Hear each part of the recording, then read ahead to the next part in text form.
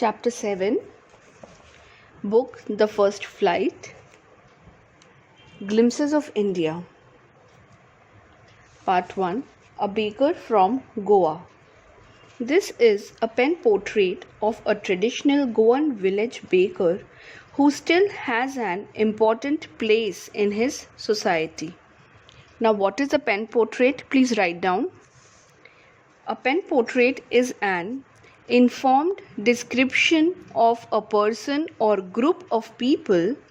This may cover age and other hard variables, but it focuses on the softer dimensions such as attitudes, appearance, and lifestyle.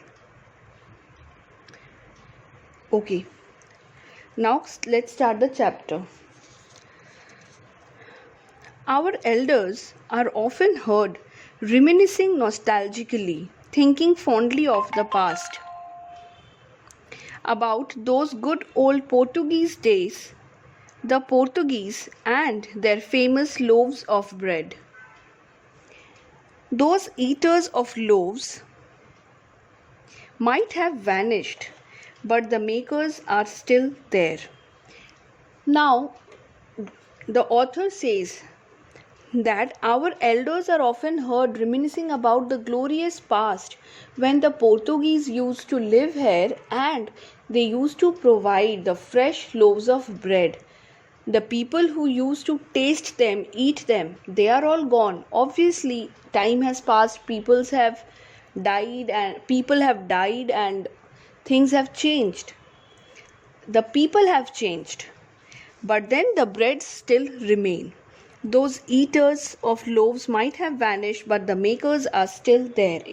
It says that the tradition has passed on from one generation to the other, and the present generation is also into the same business of making breads, and therefore this baking bread business is still prevalent in Goa. And these are the people who hail from Portuguese or the local people who have learnt and mastered the skill. We still have amongst us the mixtures, the molders and those who bake the loaves. The utensils are the same method is used, the same technology is used. Those age-old time-tested furnaces still exist. The fire in the furnaces has not yet been extinguished. It means the ancestral profession or hobby is still continued. The thud and jingle of the traditional baker's bamboo heralding his arrival in the morning can still be heard in some places. Maybe the father is not alive, but the son still carries on the family profession.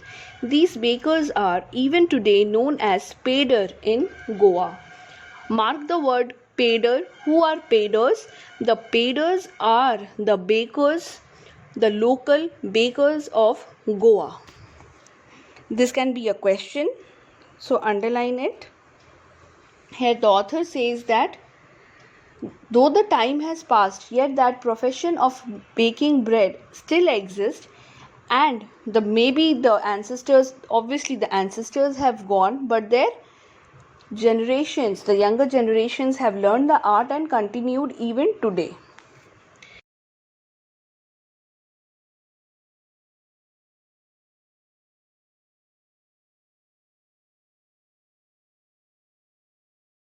In Goa and tasting those baked breads and being around with the bakers, being around with the paider.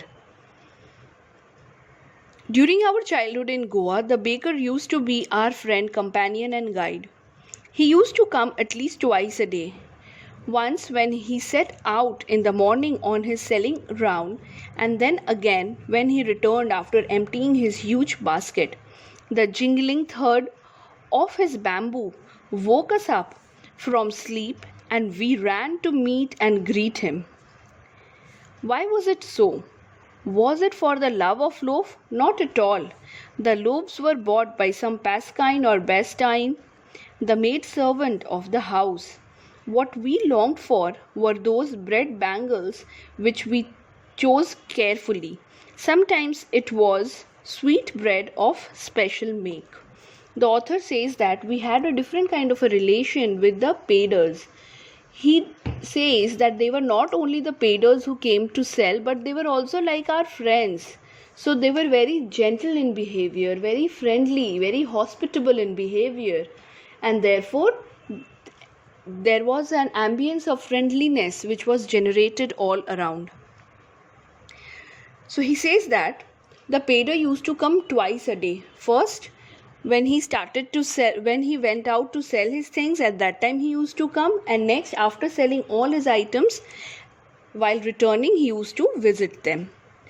So he says that our curiosity was not all the time for the buns or the breads, because that was something purchased or bought by some maid servant whose name even the author is not very sure now, maybe was Pascaline or Bastine. So the author has a deep memory, a sharp memory for the things he loved, for the bread products, but the name of the maid he doesn't remember because that was not very important to him.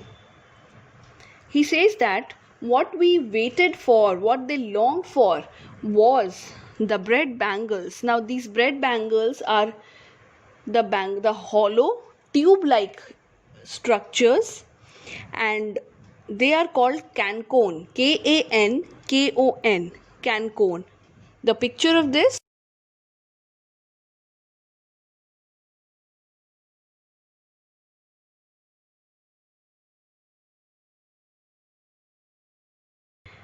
the baker made his musical entry on the scene with the jhang jhang sound of his specially made bamboo staff. Bamboo staff is the bamboo handle, and jhang jhang sound here, it gives you two figures of speech, J and J alliteration. The first letter of both the word is J, J, therefore it is alliteration. And now because it is talking about a sound, so anything which talks about the sound, even in the previous page we had thud and jingle sound, here jhang jhang sound.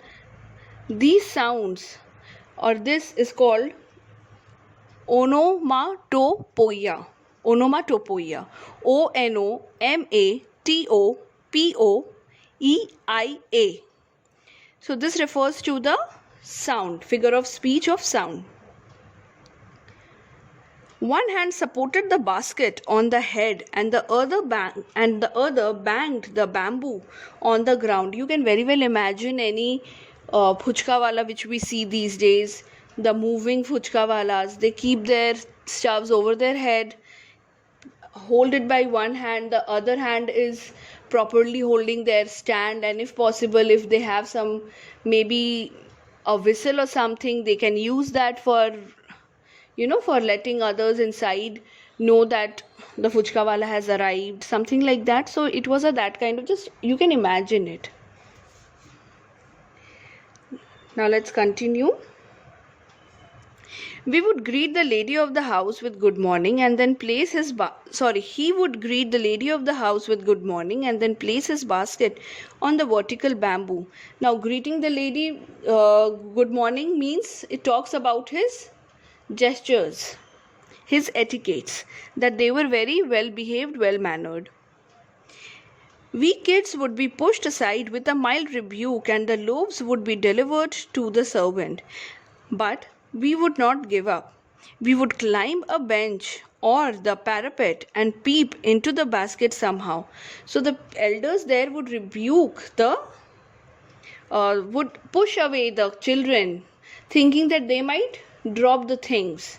So they used to push them, but the children will remain children. And then what did they do was that they circled around the parapet. Parapet is the railing, the kind of the railing we have uh, while we climb onto the steps of the house. So we have a railing, isn't it? A similar kind of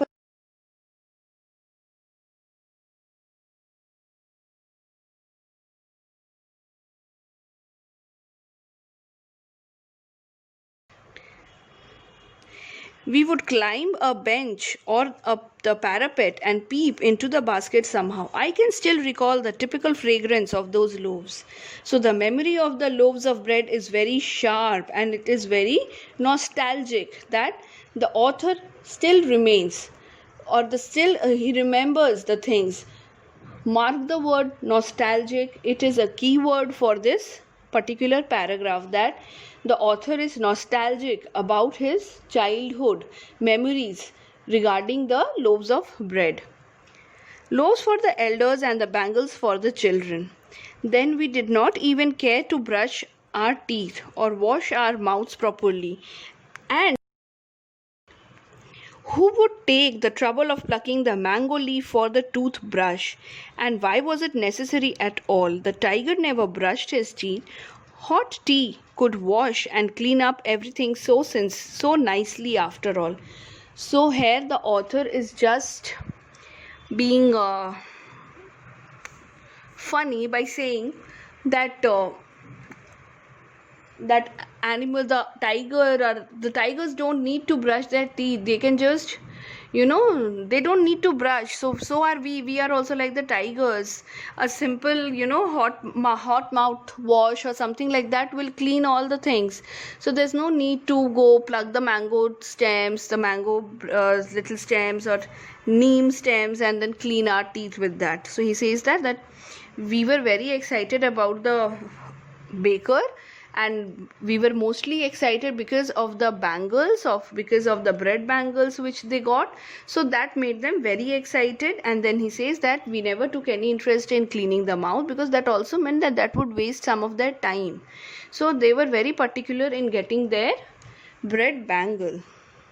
So this was the first part explanation. The next part explanation will be given in part 2.